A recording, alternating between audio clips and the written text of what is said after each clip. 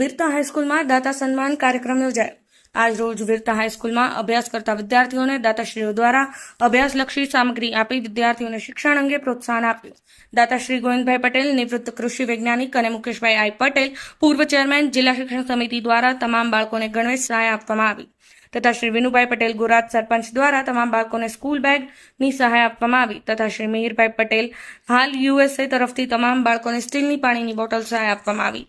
કેળવણી મંડળના મંત્રી શ્રી ઈશ્વરભાઈ રબારી દ્વારા બાળકોને અડધો ડઝન ચોપડા આપવામાં આવ્યા તથા શ્રી બાબુભાઈ પટેલ દ્વારા નાણાકીય સહાય આપવામાં આવી તથા નિવૃત્ત શિક્ષકો જોશી ડાયાભાઈ અને પ્રજાપતિ રમણભાઈ દ્વારા પણ શાળાના વિકાસ માટે રોકડદાન આપવામાં આવ્યું।